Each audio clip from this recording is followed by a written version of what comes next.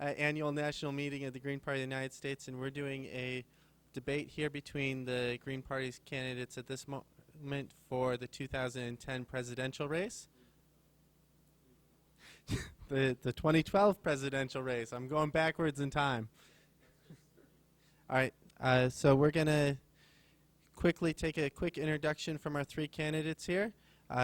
So Kent Mesplay will go first, and then we'll have Joe Schreiber and Jim Brewer. So Kent, can you give us a quick introduction?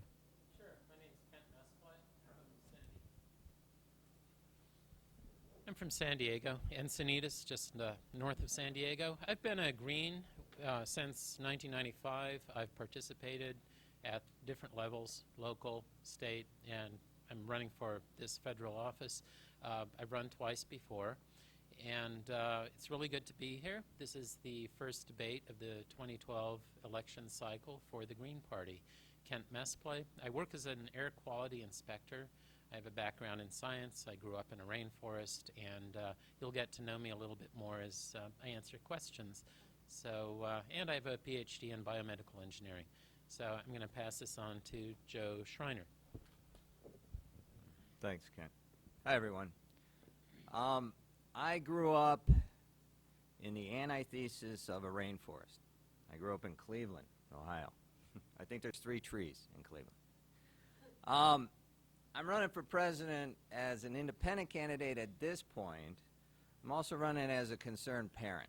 And what I'm most concerned about is the proliferation of nuclear weapons. I'm most concerned about an environment that's just on the brink of total disaster. I'm concerned about a whole lot of stuff in the scheme of not having a world left for our children. And so my wife and I gave up our professional careers, and we have traveled for the last 20 years. We've traveled 200,000 miles through this country. And we have researched, I'm a former journalist, and we have researched a lot of projects in a lot of different areas that we think could shift the country around dramatically and allow for a world for our kids. And so we've been campaigning in 4 successive election cycles. We've been in about 2,000 newspapers, maybe 175 regional network news shows, a whole lot of radio. Actually, we're going to be on a radio show in Hornell this afternoon talking about the Green Party and about what you guys are about. So one town at a time as we travel, we're pretty effective at getting a message out and trying to change the country even now, even before we get to D.C. Thanks. Jim? Aloha. My name is Jim Brewer. I'm from Hawaii. And I have the same concerns that you have. We have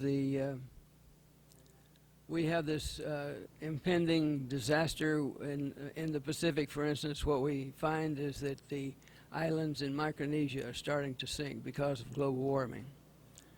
And in the Indian Ocean, you know, at the meeting in Copenhagen on the environment,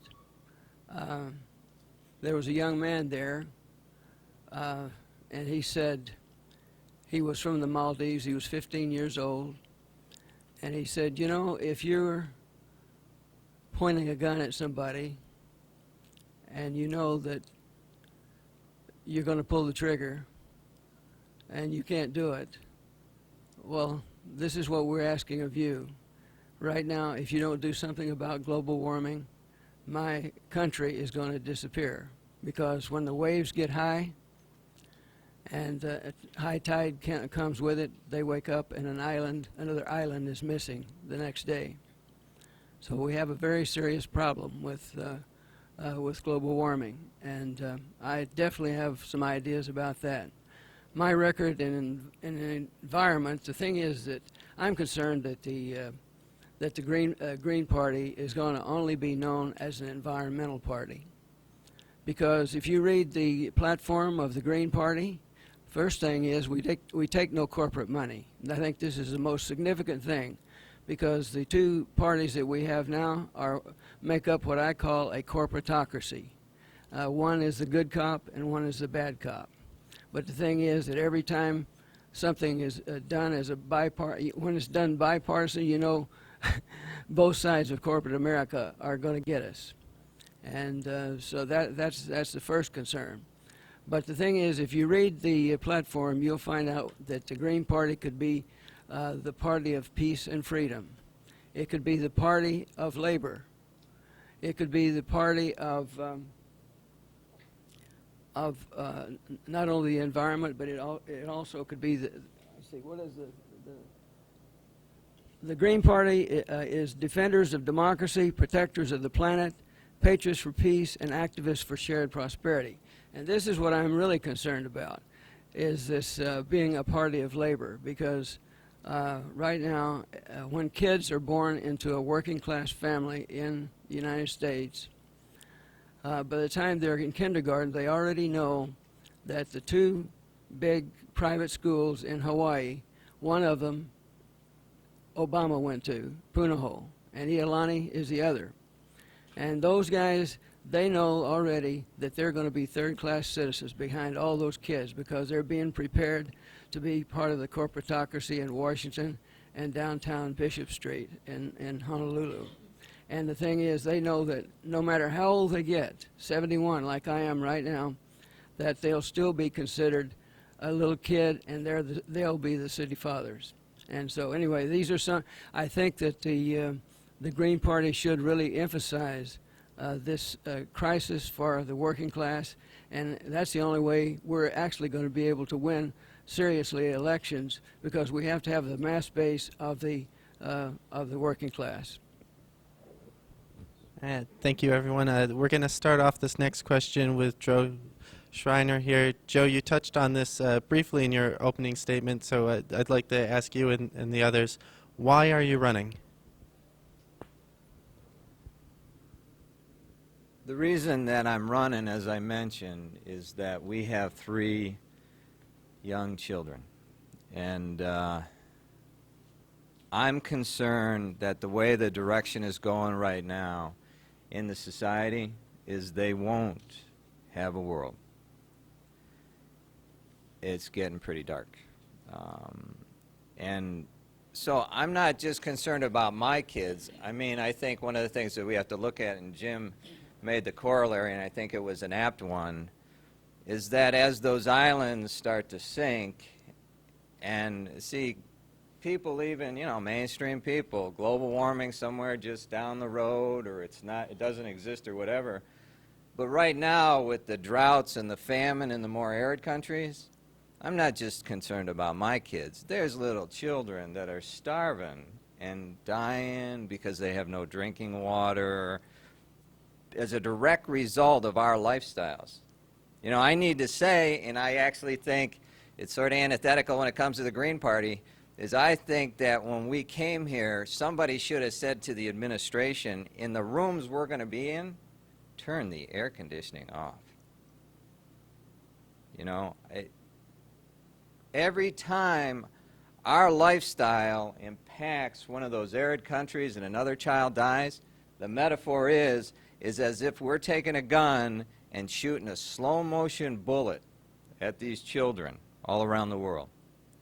And so, at some point, as Americans, we're going to have to sacrifice, and we're going to have to sacrifice to the nth degree in order to have a world for our children. Now, I'm just talking about global warming, but that needs to happen across the board in the United States right now. So we have to make some tough decisions, and we need political leadership that is not going to stand up there and just blow more sunshine up the American people's butts, so to speak. You know, we need leadership that needs to call a spade right now if these kids are going to have a world. So that's why I'm running. Kent Messplay, Green Party, messplay.org. I, too, am concerned, of course. There are 3 people up here who are very concerned about the future of humanity. And, of course, about the environment. The Green Party drew my attention years ago, of course, because of its environmental focus. But what really got me is that we are also a party that talks about such things as social justice. The Green Party really is the only political animal, if you will, that is concerned about the long term. I grew up with tribal people in the eastern highlands rainforest of Papua New Guinea. Here in the United States, as well as abroad, native peoples, indigenous people, have very little representation. In terms of material wealth, many have almost nothing, but especially if they are unaffected by outsiders, they can be quite happy. So we're just way too focused on materialism, on material goods. I like to say that I'm running to help assure our basic physical security in the terms that we just heard. Water, that is a critical issue. Food is a critical issue. And, of course, energy. Really, we need to jump to the solutions, not pretend that there's a debate. The people in this room know that there's no debate as far as climate change goes. Climate change is real. It is a threat to our security. What we need to do is talk about the solutions. And apart from not using as much and buying as much, which of course puts a toll on resources and on the planet, what we need to do is think in terms of getting to know our neighbors, thinking in terms of relocalizing, looking into movements such as the transition towns, the transition movement, staying away from these false distracting arguments that we hear in the media. For example, it's big business or it's big government that we need to fight. No, the two are already in collusion. They are basically one and the same. We don't have good governance. We don't have a government of, by, and for the people. So I'm working to create a green spiral, let's call it, starting from experts and those who basically have elder status, and working up toward, in my case, the candidate, the person who's running, someone who wants to get good information. These are people that I've already reached out to in my campaign. We're talking authors, we're talking experts on different issues, and this is going to be my legacy, something that will outlast this campaign. Because people who run for office tend to run for one interest or another. They're basically shills for some sort of business. So really it's up to us. Get to know our neighbors, grow more food locally, think victory gardens, think in terms of what will happen if the power is cut off, what will happen if in earthquake zones the water lines break. What are you going to do? Wait for a helicopter to drop in crates of water? That's about the best that we can expect from the federal government. So it's critical that you get involved, that you look into how to go about solving the problem in terms of working to not dump so much CO2 and methane and other greenhouse gases into the environment, but also in terms of how to support your family, how to live on less, because the solutions to climate change are also independence-enhancing solutions. That's the truth of it that really isn't being discussed. Is that we're not talking about cutting off an arm and a leg here. Maybe the energy companies are a little concerned. What we're talking about is bringing that power to the people, back to the local level, and helping people survive, because there simply aren't enough jobs to go around. Your job ought to be to go outside and tend your garden, to grow more of your own food, to get to know your neighbors, to inspire local economies. Thanks. Well, I have a large family, and I'm certainly concerned about them. But as you mentioned, we have to worry about everybody in the planet. Every time I see the pictures in Darfur and whatnot, it's enough to just make you cry. And the thing is that the President of the United States is somebody who's able to do something about that. And that's why I'm basically running. And I'm not running. This is not a horse race, and we're not horses. I'm just putting my name up, volunteering to do the job. I've had an experience. My experience was that I was born in basically a cabin. We had no running water, no electricity, and my only friend until I was 3 years old was a dog named Ring. He had a ring around his eye. And so the thing is, I didn't finish high school. I joined the Navy when I was 17 to get out of the segregated South. I grew up around Memphis, Tennessee, and I'm concerned about racism. But I also think that racism and sexism and all the isms of that nature that divide us they're really subsets of classism. And this is the one ism that nobody wants to take on, because as soon as you start talking about class and the working class and whatnot, then you're red-baited. You're a communist or something like that. And this word is supposed to conjure up some evil thing. But the whole history of the United States is based around that. Mother Jones and people like that basically got us the 40-hour work week, the weekend, and just collective bargaining. Collective bargaining. In this country right now, things are upside down. We have a Supreme Court who has just declared that corporations are persons. And the corporations then tell us when we work for them that we're just an accounting number on their account books. And we have the same status. We're called a labor cost. We're not human beings. And that's the thing about collective bargaining. As soon as you go into collective bargaining, then you are recognized in that corporation as a human being. But the world is upside down. Right now, everyday working people are not human beings. They're the equivalent of a forklift or a light bulb. And this is my concern, and that's why I think that the Green Party, if you're really serious politically, the thing is that the Green Party originated in Europe. They have a parliamentary system there. And even there, you can only get a very small representation. And it's again because of this class issue. And we have I'm also going to be asking in my platform, I'm basically asking the Green Party to be a transition party.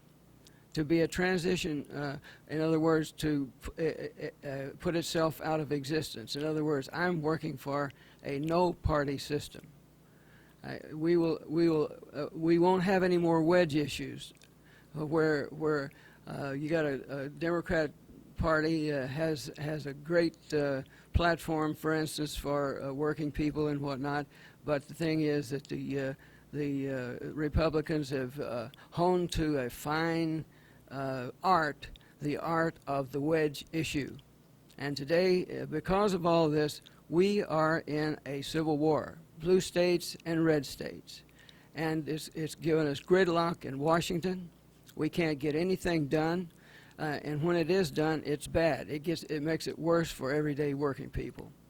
And this is why I'm running for president, because I'm aware of these things because I've experienced them. This is my life. I was born poor, and I've lived poor, because basically when I was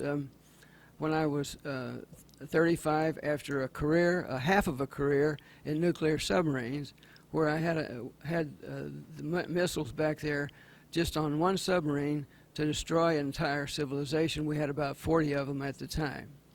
And then I got out and worked for about 3 years in corporate America, and I realized we were heading to hell in a handbasket.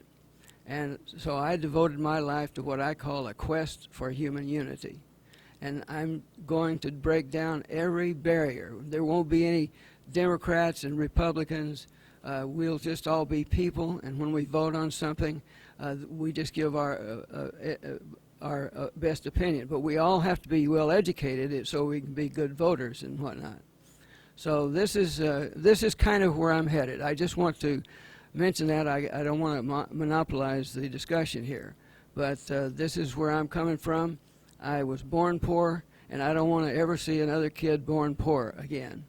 But the thing is, we also have to be willing to work. I remember when I was 6 years old, I was picking cotton with my uncle, and he was taking 3 rows of cotton. He's straddling one, and I had one, and he said, you just keep up. And he says, do not look down at the end of the row because you'll give up 1,000 times and it'll kill you. Just wait, just pick, and you'll find you're at the end of the row and you'll be happy as it can be. And this is the kind of work that people have to learn how to be able to do. We have to learn how to work. All right, I think if we keep our answers short here, we can get 2 more from the floor and then start taking questions from the audience. Jim, building on what you said there, clearly all of you are differentiating yourselves from the current climate in America and the current presidential run right now from the other candidates. Can you just describe a little bit more how you plan on differentiating yourself both in terms of campaigning and in terms of administration? Okay. In campaigning, my basic campaign is this. In 18 days, people who are like most of the people in this country were fed up. I mean, this country has been driven into the ground by the big boys on Bishop Street in Honolulu and the big boys on Wall Street. And the way they've solved the problem, it's basically a debt problem. And the way they've solved the problem is put us in twice as much debt. And so that means that the deep recession is probably going to turn into a deep depression.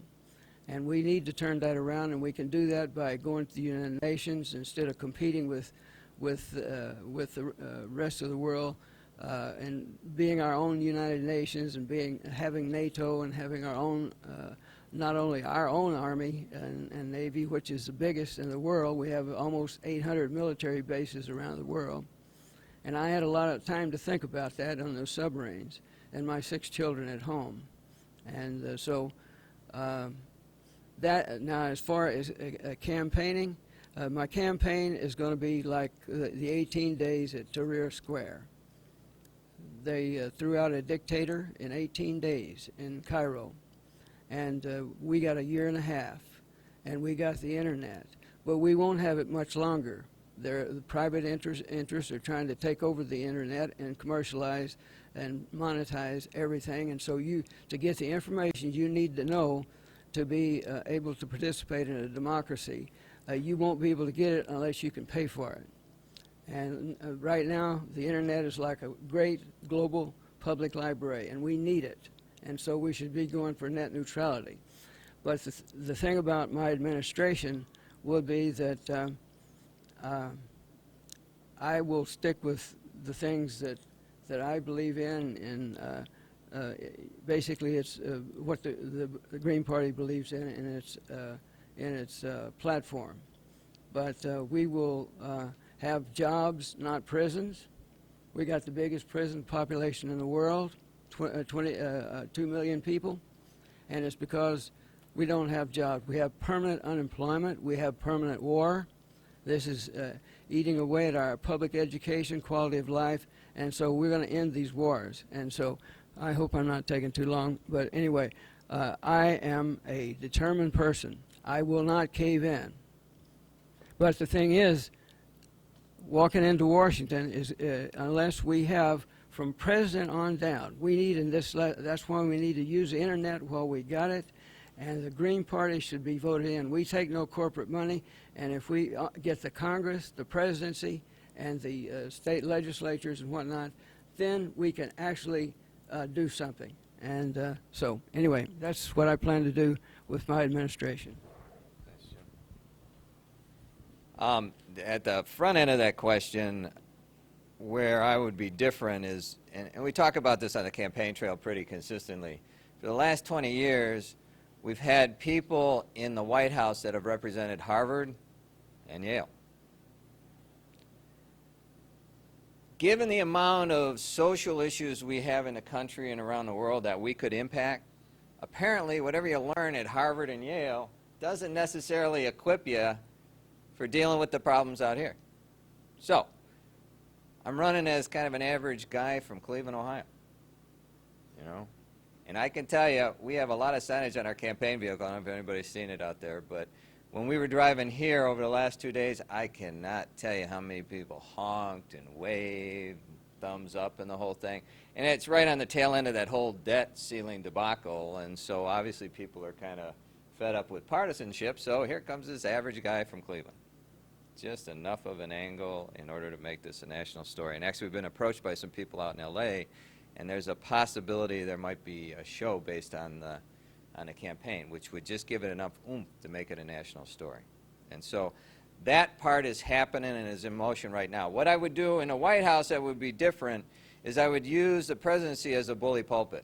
As I said, we've spent the last 20 years doing research, and just as one example, health care. Okay? We believe there should be access to health care, for quality health care for everybody. However, we don't necessarily think doing another big bureaucratic Leviathan in D.C. is a good idea. You know, so what we believe is, one example, Monroe, Louisiana, we were down there a couple years ago. They have a thing called a community pharmacy. The clip note on the community pharmacy is people do local fundraising there. They go to the nursing homes. People who die have a lot of medication left over. Doctors give the community pharmacy free samples. Anyone who is in low income in Monroe, Louisiana and needs supplemental health in order to have prescription, over-the-counter prescription drugs, goes to this community pharmacy. It's a wonderful thing. It's a throwback to the old days when people used to help people. Actually, some of what Ken was talking about is decentralism, you know, and going back to local solutions and that kind of thing. And so, as president, I would take our camper and drive down to Monroe, Louisiana and say, look, America, I can't legislate this deal, but this would work in every town in the United States of America. Ball's in your court. Amen.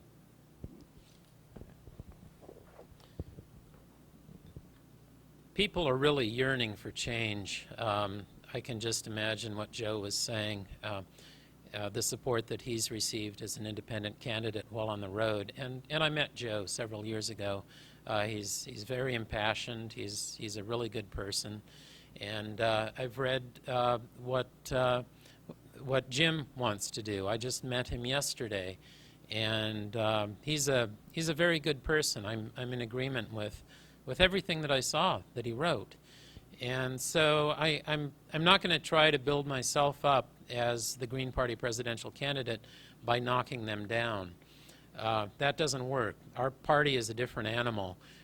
What I'm doing as far as the campaign goes is I'm out here at the annual national meeting of the Green Party in Alfred, New York, meeting with other Green Party leaders. I already have a campaign team assembled. I have a treasurer, I have an executive assistant, I have at least an interim campaign manager, I have someone handling web design. So I have quite a team that's coming together. So out here at the meeting, I'm talking with people that I've met over the years. I saw during my run in 2008, during my run in 2004, and I have recognition and respect within the Green Party. And I'm asking these people to step forward and be more active on my campaign. And, moment please. One thing that's really important to an independent party such as the Green Party is to have federal matching funds. That helps us the next time around to have some more money. So one of the goals of the Mess Play campaign is to raise at least $5,000 in each of 20 states to get us over the $100,000 threshold. That's also the threshold for Secret Service protection. And also in many people's minds, it's the threshold for who's a serious candidate and who isn't. So what I've been doing over the years has basically been building toward this moment right now. I fully intend to be the Green Party nominee going into the general election in 2012, but it's not just about me. It's about creating a system that really is of, by, and for the people, that allows life, liberty, and the pursuit of happiness. And to do that, we really need a paradigm shift. We need to get away from the status quo thinking that those in Washington are trying to push out, because there really isn't going to be a quick turnaround in the economy. This is it. This is past a recession. This really is a long-term depression that no one wants to talk about. And what really frightens those who are in power is that the solutions mean that the big businesses will have less and less influence over our lives. So anyway, I'm really glad to be here, and I'm committed to this cause. And it's really about you. It's about you getting involved in your local communities, registering green wherever you can, and voting green. As Rosa Clemente, our vice presidential candidate last time around, said, the Green Party is not just the alternative. The Green Party is the imperative. So look into Transition Town movement and read about the solutions. And, forget the politics. The Green Party is the political arm, yes, of the environmental and social justice movements, but this is way beyond politics. Political organizing is a way to get the word out and to create that real meaningful change that people are still hoping for. Thanks, Jason. All right, thank you. We are starting to get some questions coming in from the floor. I have one more to ask, but it's a really simple one, so I think we can keep our answers to about 30 seconds on this one.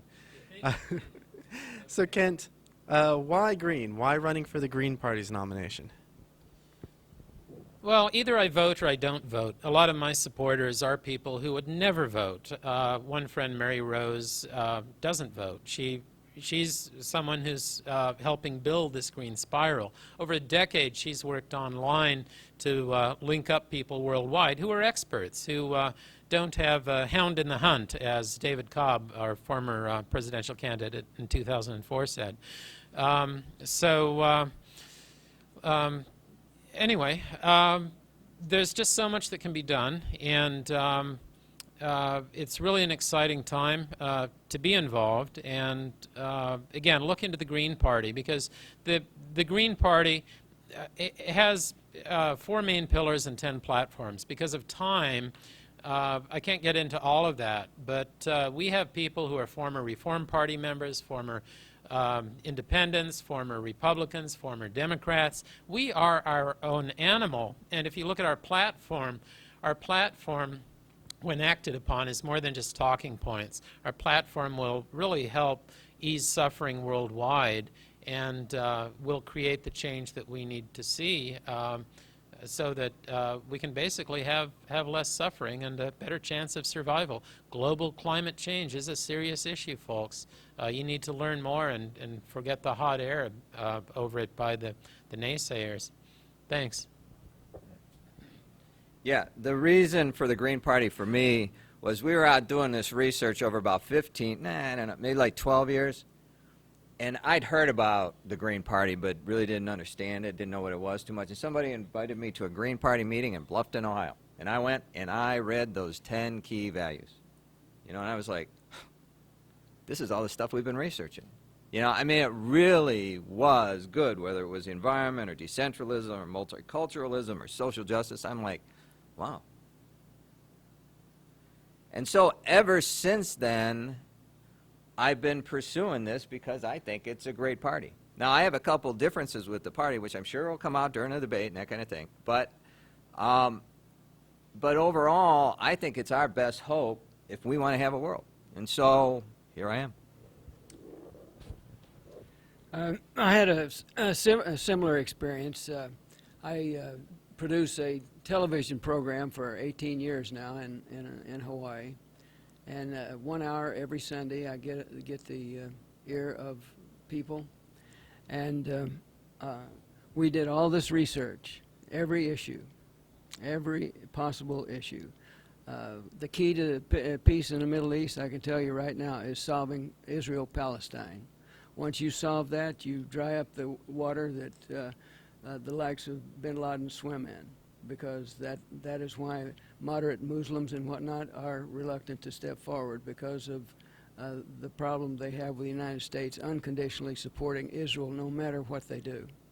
And that's just one example. I mean, but I agree with you. The Green Party has a platform, and as I say, the 4 pillars, as far as I'm concerned, are said in a different way. I say it in a different way. The Green Party members are defenders of democracy, and we have to defend the democracy first, because without the democracy, everything is going to fall into chaos. We just have to perfect it. And we, of course, are protectors of the planet. That's a given with the Green Party. Patriots for peace. What I'd be doing as president, I would be asking you not to die for your country in permanent wars and all the poor kids having to go because it's the only way they can get a job. And we will have a Peace Corps that's really activated. We'll have a full employment economy, and we'll empty the prisons, etc. And we're activists for shared prosperity, and that's what we have to have. We don't want any more kids growing up hungry in this country. The poverty in this country is in a quality of other all the other so-called developed Western countries. Our poverty is worse than any in those countries. And as far as single-payer health care, that I've been working on that for years. Canada has a system. As soon as they got single-payer, the 30% was saved in their total economy. Everybody who was treated with every medically necessary treatment.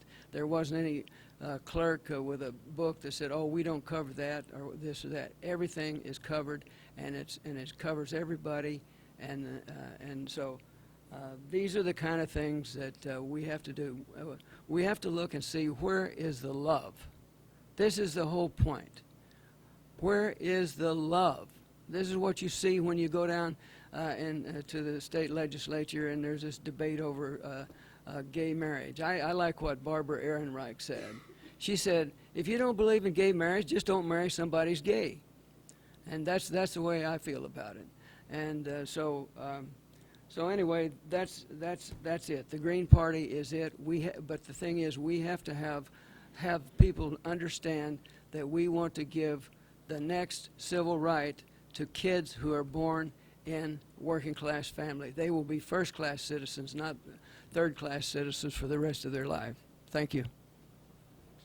All right, thank you. Our first question comes from Barbara. Barbara, would you like to stand up and ask your question, or sit down? I'll sit down. Thank you. I'm Barbara Del Muron from San Diego, California. And my question is to all of you guys, but principally to Dr. Mesplay. How I understand the Green Spiral is that it is a networking of knowledgeable experts at the bottom, starting to work together, okay, who will be contributing their knowledge to those who don't have it and who need it to survive. In short, these are people who, although they are knowledgeable, they do not want to die as fellow human beings of those who are not in the know, okay? And what you're talking about in the spiral is this starts out with a huge amalgam of people who work their way up to the top of the government, who will then work it down. Is this the way it is? Well, in part, I want to, in part, it's the information that works its way up. We're recording, so we need the mic. In part, it's the information that works its way up, not that it goes basically from person to person, but that people who basically have elder status, who are respected, would work in different areas. For example, there are already people involved who are experts in economics and in energy, who are proposing solutions that the mainstream media and our normal politicians are not picking up upon and supporting, because it goes against the status quo. And here it's almost illegal to participate in politics outside the two titanic parties. And yeah, that's a specific question. I think the other candidates I mean, if they're given a chance to answer this, they would talk about, for example, a shadow cabinet or a sunshine cabinet or something like that, because there are similar features. Who are you going to turn to for information to represent who you are politically? But this is a non-political organization, the Green Spiral. Okay. Yet I do. Oh, yes, it is. Just a second. Absolutely. Yet I'm getting a sense that that is kind of a parallel government, yes? Yeah, they really need a chance to transform. That's good, Jim. Yeah. Do you want to? That's why I think Go ahead. Yeah, I'd like to. cabinets. I mean, to me, it wasn't complicated at that. It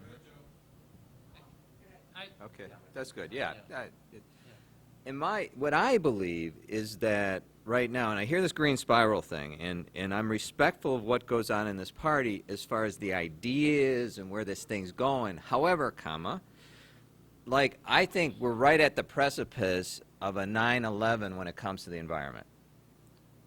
And I think, without pigeonholing this party, but I can tell you this, Herb Schwartz on the Near East Side of Cleveland, Ohio, is not going to understand what the word decentralism means. He's not going to understand what the word multiculturalism is. However, if the heat dome stays over Cleveland for an extended period of time and it gets worse and all of a sudden there's more tornadoes and one comes through Cleveland instead of Tuscaloosa, Herb is going to start thinking, wow. And there's a party called the Green Party. I might go with them. So I actually think right now what needs to happen is it needs to, at this point, the legislation coming out of D.C., for the most part, is like rearranging, you use the word Titanic, it's like rearranging deck chairs on the Titanic.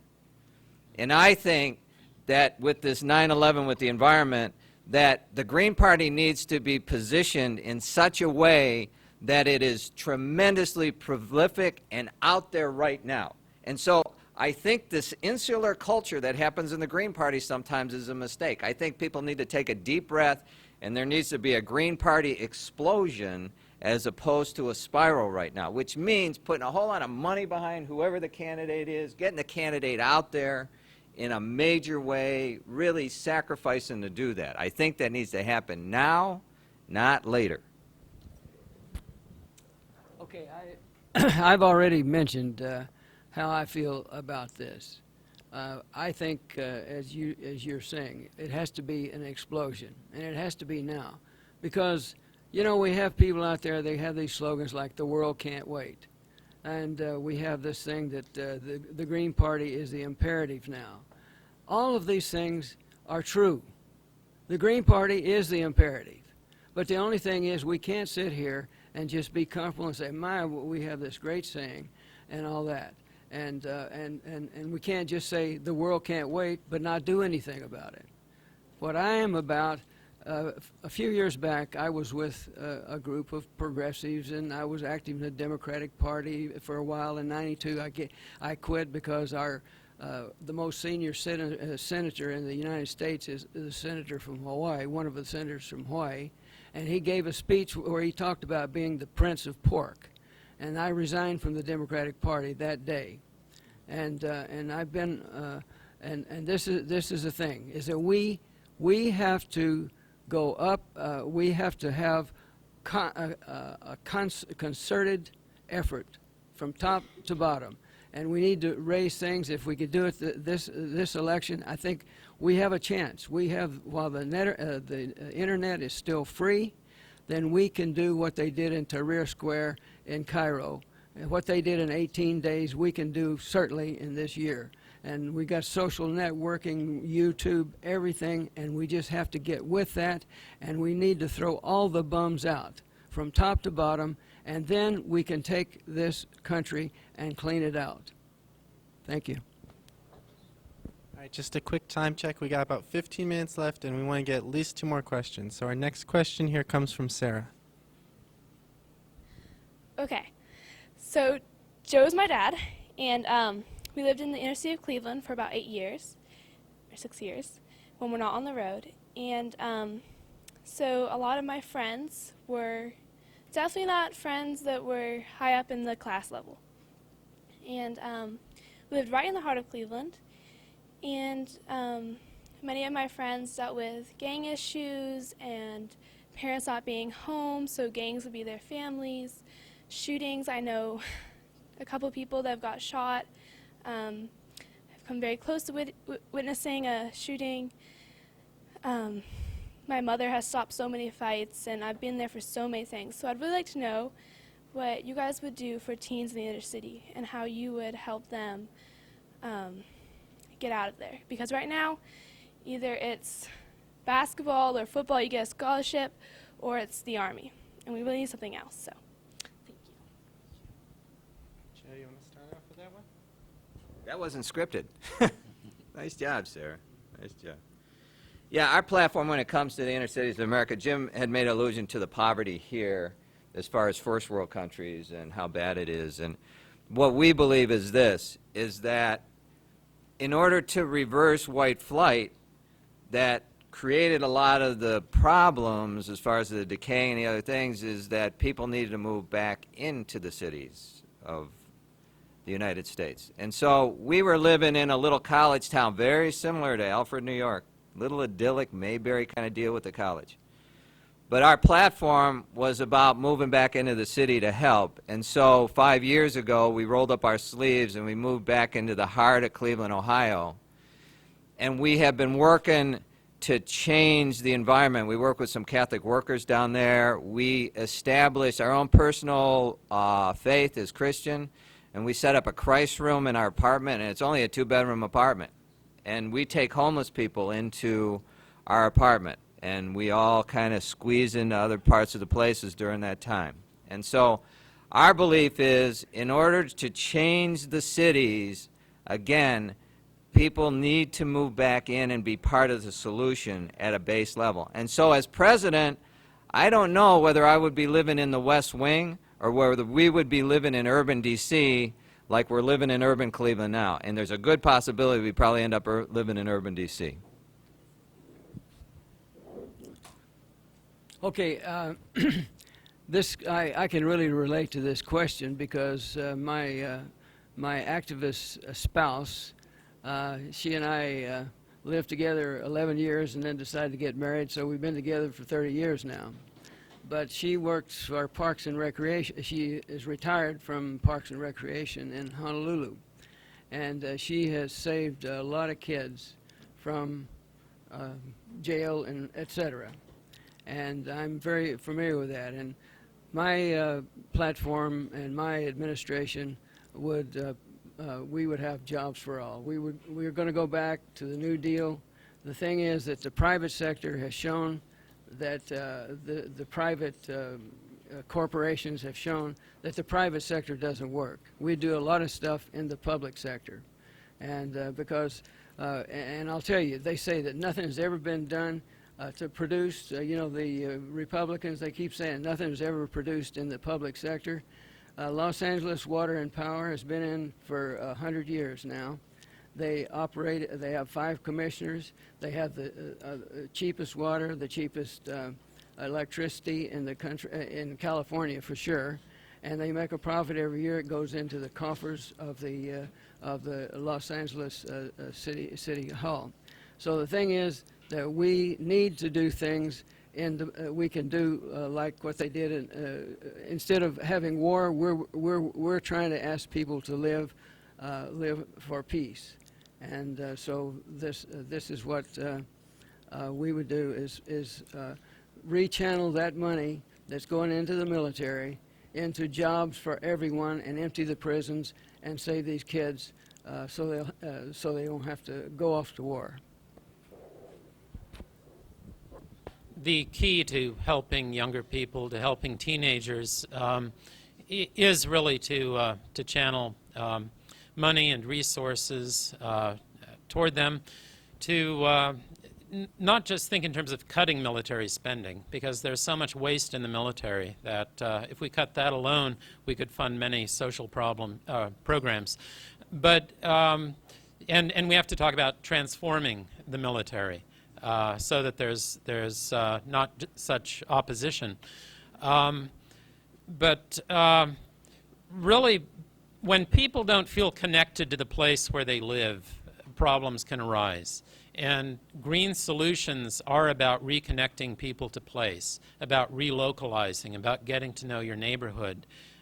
So younger people need to know that there is a movement about that isn't talking about just growing jobs, but about changing our basic way of life so we have a higher basic standard of living. And what that means is spending more time volunteering, spending more time sharing, working on those community gardens, those victory gardens, which also is important in terms of emergency preparedness, so that we have more of our resources undisturbed in the event of natural or human-made disasters. Again, I like to talk about water, food, and energy as being basic security issues, which they are.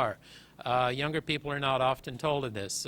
It's usually just from a military perspective that we talk about security. And yeah, I really feel for what younger people are going through in this world, because we're going through so many changes.